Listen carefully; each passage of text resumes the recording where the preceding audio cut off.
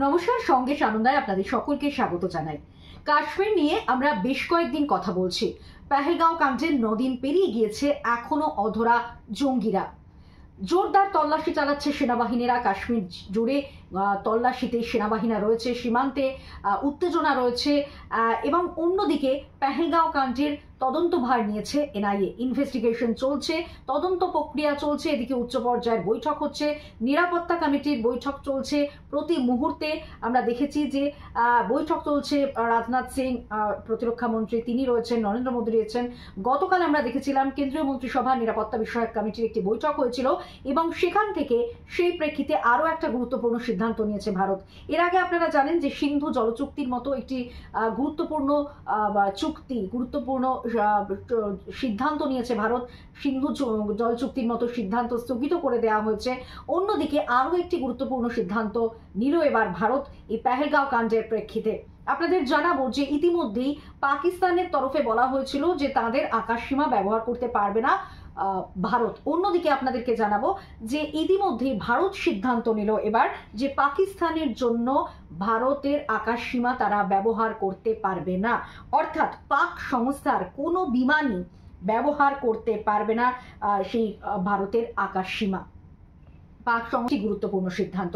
মঙ্গলবারও আপনারা জানেন যে একটা গুরুত্বপূর্ণ সিদ্ধান্ত হয়েছিল, সেখানে প্রধানমন্ত্রী নরেন্দ্র মোদী যেমন ছিলেন, তিনি সেনা প্রধান ছিলেন। সেই বৈঠক থেকে সিদ্ধান্ত হয়েছিল যে গোটা প্রক্রিয়া অর্থাৎ প্রত্যাঘাত হবে, এরকম একটা গোটা দেশই চাইছে যে প্রত্যাঘাত হোক এই পেহেলগাঁও কাণ্ডের পাল্টা। সেই প্রত্যাঘাতের বিষয়ে সেনাবাহিনীর হাতে পুরো কন্ট্রোল ছেড়ে দিয়েছেন প্রধানমন্ত্রী নরেন্দ্র মোদী এবং তিনি জানিয়েছেন যে সেনাবাহিনীদের পূর্ণ স্বাধীনতা দেওয়া হয়েছে প্রত্যাঘাতের বিষয়ে, অর্থাৎ কোন পথে হামলা হবে, কিভাবে হামলা হবে, কখন হামলা হবে, পুরো সিদ্ধান্তই নিতে পারবে সেনাবাহিনী। এবার যে সিদ্ধান্ত নেওয়া হলো, একেবারে পাক বিমান, যে কোনো পাক সংস্থার বিমান ভারতের আকাশসীমা ব্যবহার করতে পারবে না।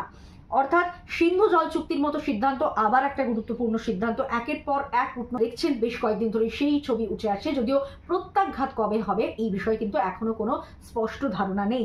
এদিকে আজই বৈসরেন উপত্যকায় পৌঁছে যায় এনআইএ ডিজি সদানন্দ দাতে এবং তিনি ঘটনাস্থল পরিদর্শন করেন।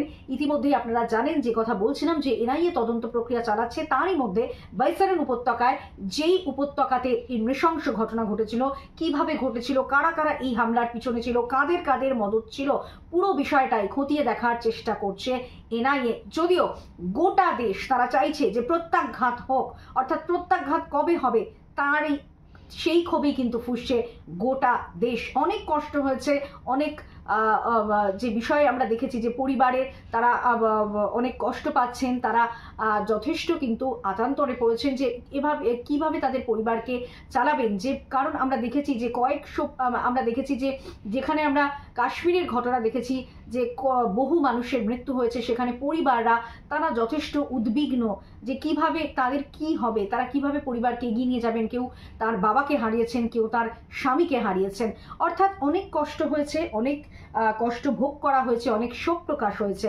এবার প্রত্যাঘাত হোক। কাশ্মীরের আপডেট নিয়ে এবং আমি আপনাদের সঙ্গে থাকবো কাশ্মীরের আপডেট নিয়ে, অবশ্যই থাকবো এবং প্রতি মুহূর্তে আপনাদের কাশ্মীরের আপডেট দিতে থাকবো।